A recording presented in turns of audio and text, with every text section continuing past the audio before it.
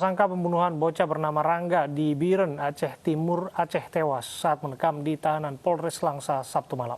Tersangka diketahui membunuh Rangga karena menghalangi aksinya untuk memperkosa ibu kandung korban.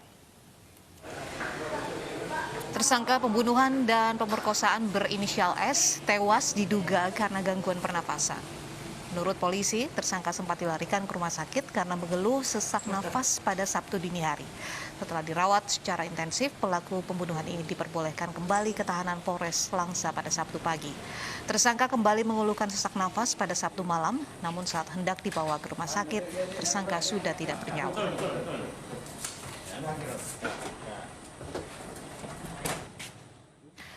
Selengkapnya sudah bergabung bersama kami Kasat Reskrim Polres Langsa, ada Ibtu Arif Wibowo. Assalamualaikum, selamat sore Pak Arif.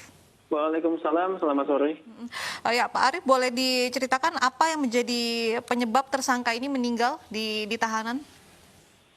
Baik, bisa saya jelaskan untuk kejadian awalnya, bahwasanya sehari sebelum tersangka ini meninggal dunia, tersangka sempat mengeluhkan sesak nafas di dalam sel dan menghubungi piket tahanan.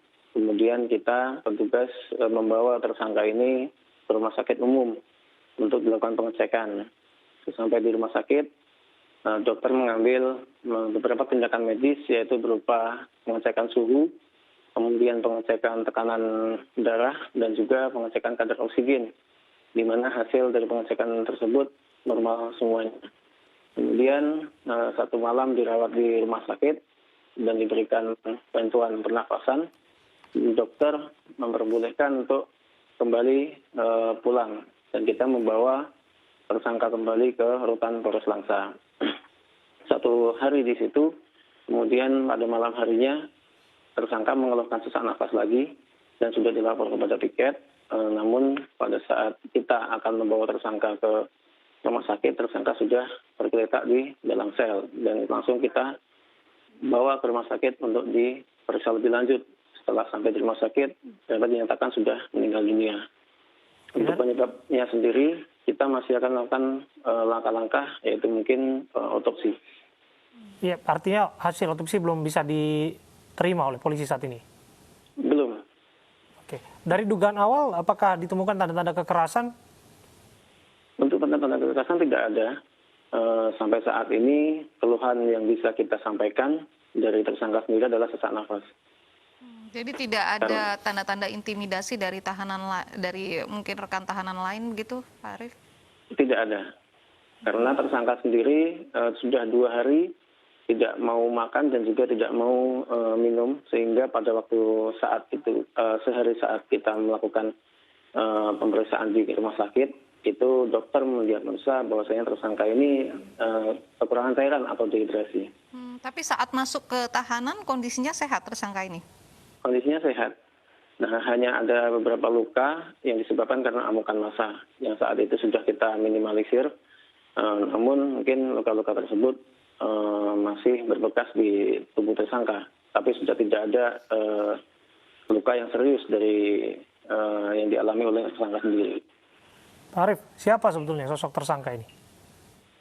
Sosok tersangka ini adalah berlatar belakang dia residivis kasus pembunuhan juga yang terjadi di Pekanbaru Riau, kemudian kasus narkoba sama di Pekanbaru Riau, yang memang pada bulan Mei lalu mendapatkan program asimilasi sehingga tersangka bebas dari lapas Tanjung Gusta, Sumatera Barat. Berapa lama waktu dari tersangka ini mengeluhkan sakit hingga akhirnya meninggal dunia? Berapa lama waktunya? Sebentar, itu mengeluhkan sakit pada pukul kurang lebih 20 menit. Dan saat kita mau membawa pada jam setengah 12 malam, tersangka sudah tergeletak di lantai ruangan sel tahanan Polres Langsa. Oke. Apakah sebelumnya ada laporan mengenai tersangka ini? Saya fokus pada kasus yang dijeratkan pada beliau, kasus ruda paksa dan juga pembunuhan terhadap seorang bocah.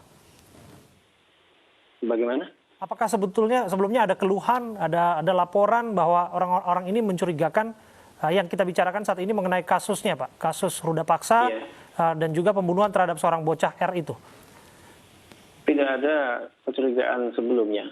Oke. Memang profil dari pelaku sendiri juga kita ketahui memang sudah melakukan pembunuhan sebelumnya. Jadi ketika kita mendapatkan kasus tersebut, tidak ada dugaan apapun dari pelaku. Oke, artinya tersangka dan korban sama-sama tidak kenal ya Pak ya? Untuk tidak kenal, mungkin hanya sebagai tetangga. Karena satu desa dengan pelaku dengan korban satu desa. Oke, terima kasih untuk waktu Anda berbincang bersama kami. Ibtu Arif Wibowo, Kasat Reskrim Polres Langsa.